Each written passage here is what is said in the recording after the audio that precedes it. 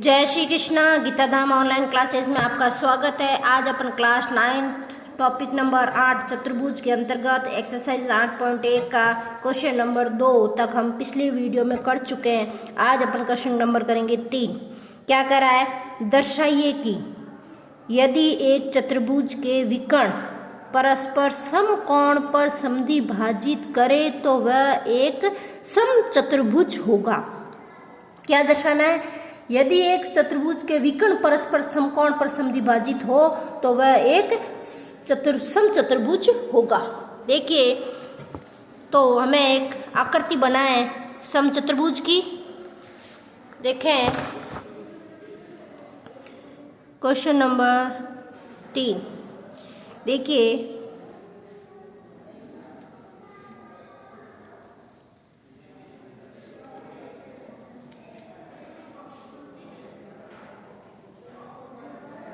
एक चतुर्भुज बना अपने पास ए बी सी डी और ये क्या है? ओ।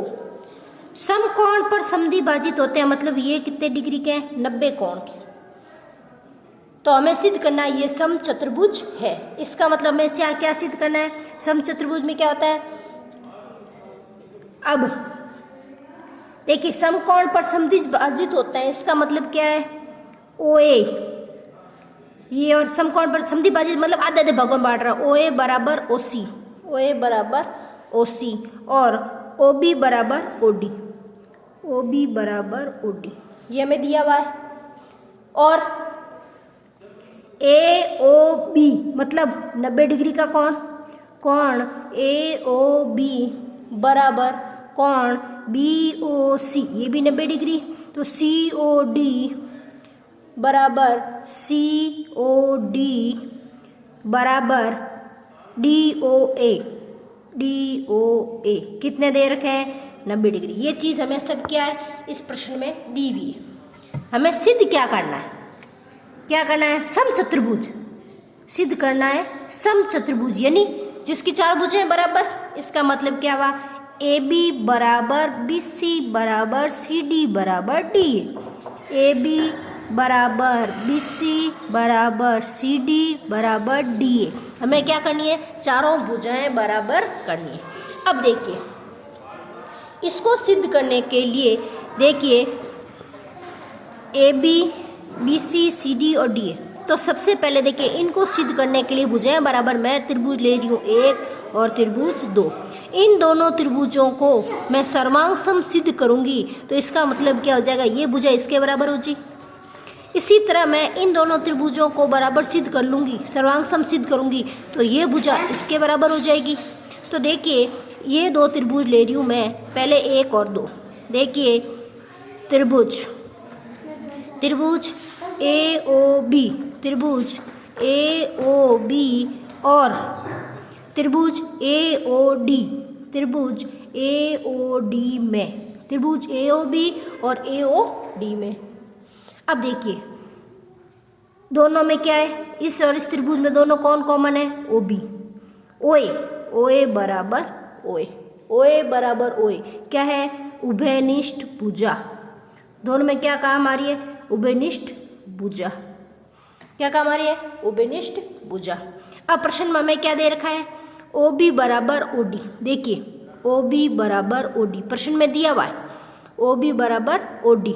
तो इसमें हमने लिखा ओ बी बराबर ओ डी, ये वाली भुजा। आगे दोनों में ये क्या है? दिया है। क्या है? दिया है। अब तीसरी कंडीशन देखिए, ए ओ बी 90 डिग्री का एंगल, इसी तरह ए ओ डी 90 डिग्री का एंगल। तो अपन लिखेंगे ए ओ बी बराबर ए ओ डी क्या है? 90 डिग्री का कोण। दोनों में क्या है? 90 डिग्री का कोण। तो देखिए, ये क्या है? साइड, ये क्या है? साइड, ये क्या है? एंगल। तो देखिए, त्रिभुज ए ओ बी सर्वांग सम है त्रिभुज ए ओ डी। किस नियम से? साइड एंगल से, साइड एंगल से। दोनों त्रिभुज क्या है? सर्वांग सम है। अब देखिए, दो त्रिभुज सर्वांग आ गए। इसका मतलब क्या हुआ, इस त्रिभुज की ये भुजा और इस त्रिभुज की ये भुजा बराबर होगी। तो क्या लिखेंगे, ए बी बराबर ए डी, ए बी बराबर ए डी या डी ए, डी ए भी लिख सकते हैं। किससे, सी पी सी टी से। क्या होता है सी पी सी टी, सर्वांग त्रिभुजों के संगत भाग बराबर होते हैं। ये आ गया आपका ए बी बराबर ए डी या डी ए, समीकरण नंबर 1। अब त्रिभुज लो 3 और 4, त्रिभुज 3 और 4। त्रिभुज 3 कौन सा, बी ओ सी त्रिभुज, इसका इसके बराबर करना तो ये लो एक बार, ए ओ बी बी ओ सी, ये दो बराबर लो 1 और 3। देखिए त्रिभुज ए ओ बी व त्रिभुज बी ओ सी, ए ओ बी व बी ओ सी में देखिए दोनों में कॉमन कौन आ रही है, 1 और 3 में कॉमन कौन आ रहा है, ओ बी, ओ बी बराबर ओ बी क्या है, उभयनिष्ठ। फिर हमें दे रखा है, क्या दे रखा है, ए ओ बराबर ओ सी, ओ ए बराबर ओ सी, ए ओ बराबर ओ सी क्या है, दिया है, क्या दिया है। अब हमें मालूम है ये कौन दोनों क्या 90-90 डिग्री, तो कौन कौन सा, ए ओ डी बी ओ सी, कौन ए ओ बी और बी ओ सी क्या है, प्रत्येक 90 डिग्री, 90 डिग्री प्रत्येक में कितना है, 90 डिग्री का कोण है। इसका मतलब क्या हो गया, साइड साइड एंगल। तो त्रिभुज ए ओ बी सर्वांग सम है त्रिभुज बी ओ सी के, किस नियम से, साइड साइड एंगल नियम से। तो दो त्रिभुज बराबर है, इसका मतलब दोनों भुजा बराबर, तो ए बी बराबर क्या बन गया, बी सी, ए बी बराबर बी सी, किससे, सीपीसीटी नियम से, सर्वांग त्रिभुजों के संगत भाग बराबर होते हैं। अब लो ये और ये वाला, देखिए त्रिभुज बी ओ सी व त्रिभुज सी ओ डी, सी ओ डी, सी ओ डी में, सी ओ डी में बी ओ सी और सी ओ डी, देखिए बी ओ सी सी ओ डी में दोनों में कौन है कॉमन, ओ सी, तो लिखेंगे ओ सी बराबर ओ सी क्या है, किस वजह से बराबर है, उभयनिष्ठ है, किस वजह से, उभयनिष्ठ है। अब हमें क्या दे रखा है, ओ बी बराबर ओ डी, क्या है, ओ बी बराबर ओ डी बराबर दे रखा है प्रश्न में, तो हमने लिख दिया ओ बी बराबर ओ डी, क्या दिया है, दिया है ओ बी बराबर ओ डी। अब देखिए कौन सा कोण, बी ओ सी 90 डिग्री, सी ओ डी 90 डिग्री, तो कोण बी ओ सी सी ओ डी क्या है, प्रत्येक 90 डिग्री, प्रत्येक 90 डिग्री। 3 कंडीशन हो गई, 1 2 3 कंडीशन हो गई। तो त्रिभुज बी ओ सी सर्वांग सम है त्रिभुज सी ओ डी, किस नियम से, साइड साइड एंगल से।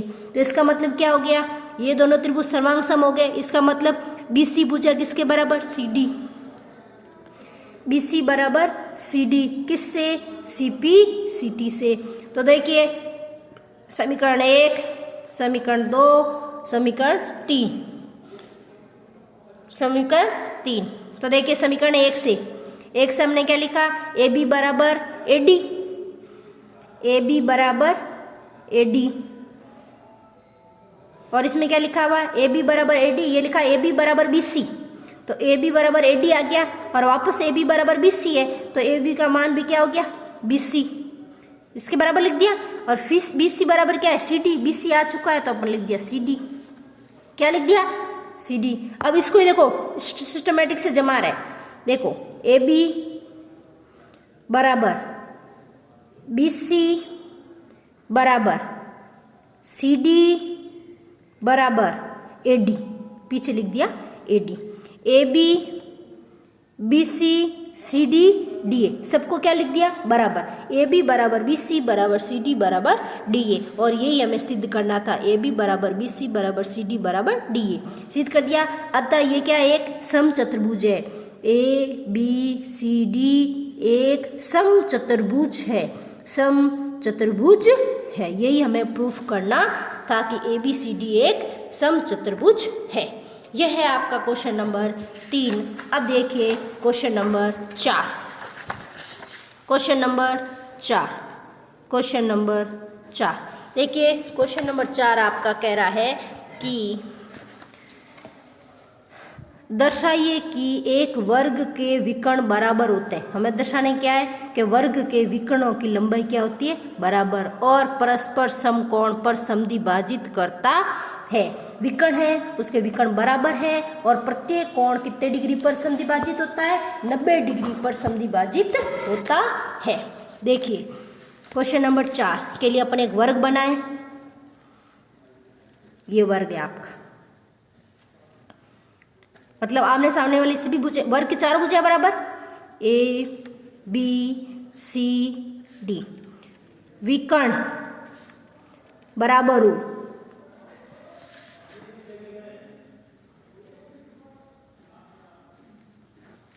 ये विकर्ण है आपका ए सी और बी डी।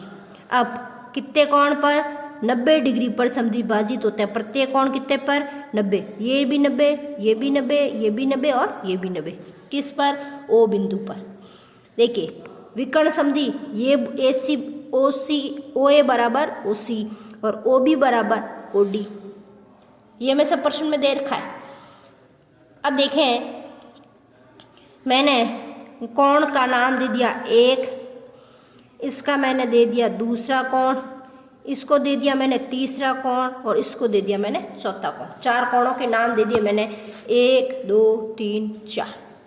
अब देखो हमें क्या सिद्ध करना है, इसके लिए अपन इस चतुर्भुज को, वर्ग को 2 त्रिभुजों में बांटेंगे, एक लेंगे ए बी सी और एक लेंगे बी ए डी, मतलब ये 90 वाला कोण पूरा 90 कोण आए, क्योंकि वर्ग में प्रत्येक कोण कितना होता है 90 डिग्री होता है। तो हम वो त्रिभुज लेंगे जिसमें 90 कोण इंक्लूड हो, ए बी सी में ये 90 कोण और बी ए डी में ये 90 कोण। तो देखिए त्रिभुज ए बी सी व त्रिभुज B A D, A B C और बी ए डी। अब देखिए दोनों में क्या काम आ रहा है, आधार ए बी, दोनों त्रिभुजों में ए बी बराबर ए बी, ए बी बराबर ए बी क्या दिया है या उभयनिष्ठ है, दोनों में क्या है उभयनिष्ठ, दोनों में कॉमन है, उभयनिष्ठ कॉमन है। अब ये कोण कितने का बन रहा है 90, और इसमें भी कितना बन रहा है 90, तो कोण बी बराबर कोण ए क्या किस वजह से बराबर है, प्रत्येक कोण 90 डिग्री, प्रत्येक कोण 90 डिग्री। अब इस त्रिभुज में और इस त्रिभुज में, अब ये भुजा इसके बराबर है, क्यों, क्योंकि वर्ग है और वर्ग की चारों भुजाएं बराबर, तो इसमें कौन सी भुजा बी सी, बी सी बराबर इसमें कौन सी ए डी, ए डी क्यों कि वर्ग की भुजा है इसलिए बराबर है, वर्ग की भुजा है इसलिए बराबर है। तो देखिए किसी भी त्रिभुज को सर्वांग सम सिद्ध करने के लिए 3 कंडीशन की जरूरत होती है, 1 2 3। तो देखिए त्रिभुज ए बी सी सर्वांग सम है त्रिभुज बी ए डी, किस नियम से, देखिए side angle side, side angle side, side angle side. इसका मतलब क्या हुआ कि ये त्रिभुज इस त्रिभुज के सर्वांग सम सिद्ध हो गया। तो देखो ये उभयनिष्ठ है, ये इसके बराबर है, तो कौन सी भुजा बची, ए सी बराबर बी डी, ए सी बराबर बी डी बराबर होगी, किस वजह से, सीपीसीटी नियम से, क्योंकि सर्वांग सम त्रिभुजों के संगत भाग बराबर होते हैं। तो हमने इन दोनों त्रिभुजों को क्या सिद्ध कर दिया, सर्वांग सम, तो सर्वांग सम सिद्ध किया, तो ये वर्ग की भुजा ये तो बराबर थी, ये दोनों में कॉमन थी, तो बची कौन सी, ए सी, और इसमें बी डी, तो ए सी बराबर बी डी। इससे क्या प्रूफ हो गया, अतः क्या प्रूफ हो गया अतः वर्ग के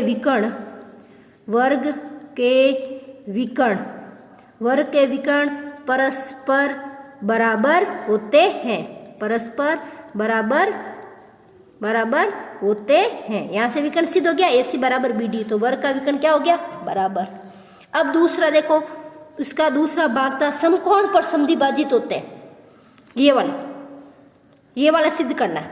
तो अब देखिए, इसको सिद्ध करने के लिए अपन देखिए, एक त्रिभुज ये लो, दूसरा त्रिभुज ये लो।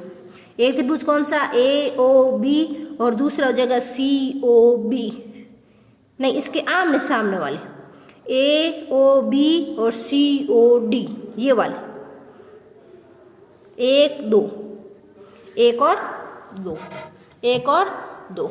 अब देखिए, triangle AOB and triangle COD, AOB और COD में, अब देखिए AOB और COD में एक किसके बराबर है, 3 के, क्योंकि क्या है, एकांतर कोण, देखो 3 और 1 जेड की आकृति में बन रहे हैं, 1 और 3, कोण 1 बराबर कोण 3, एकांतर कोण।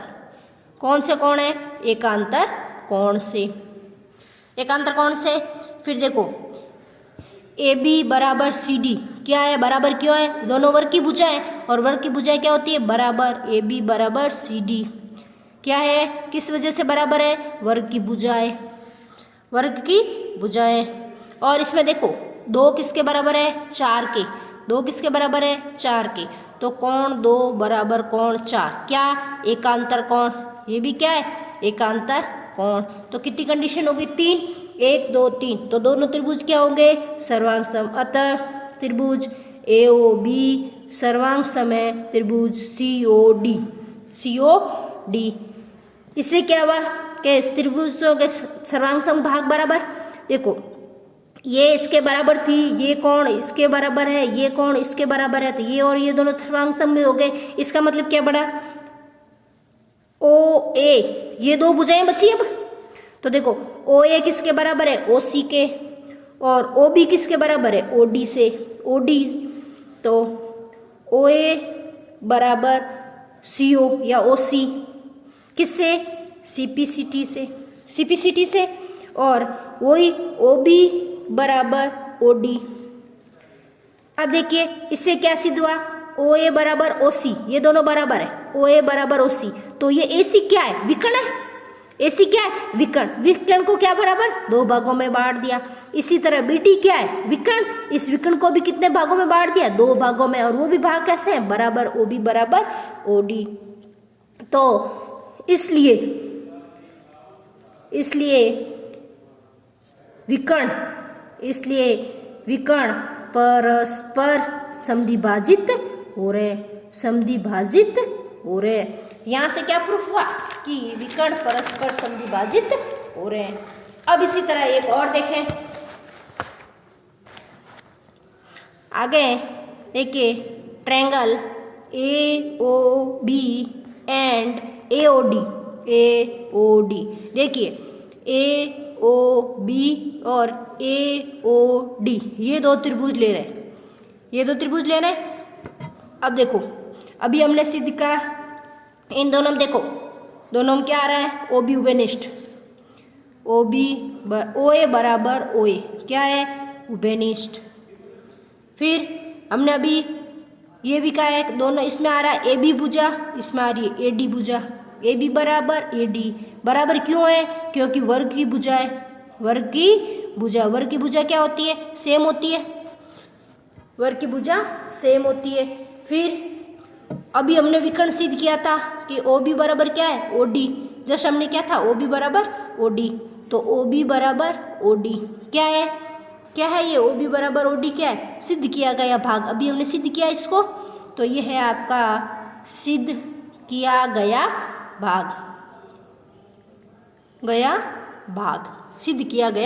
भाग। तो दोनों त्रिभुज क्या होंगे, सर्वांग सम।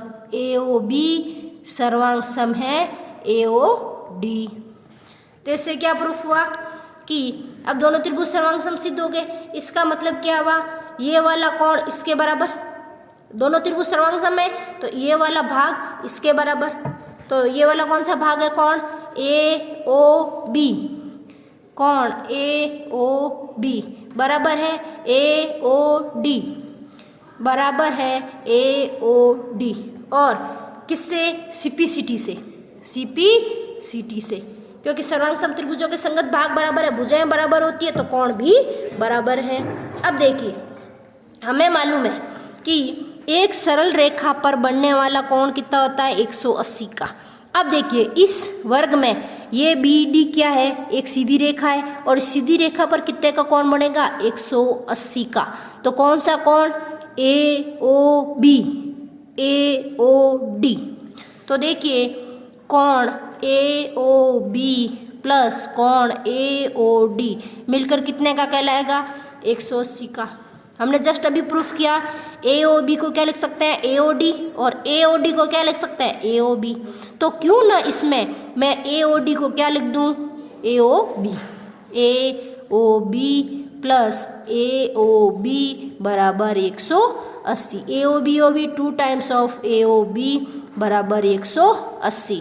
तो ए ओ बी बराबर 180/2, 180/2।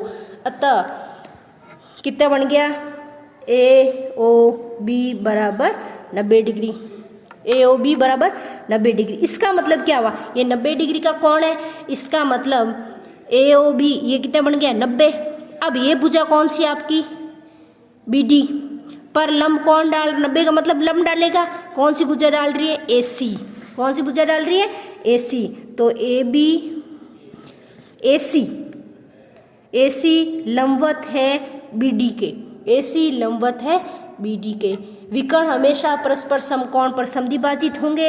इसका मतलब क्या होगा, ए सी है आपका विकर्ण और बी डी भी है विकर्ण, विकर्ण आपस में लंब समद्विभाजित है। इसका मतलब क्या होगा कि ये समकोण पर समद्विभाजित होगा, समकोण पर समद्विभाजित होगा। आज के लिए इतना ही।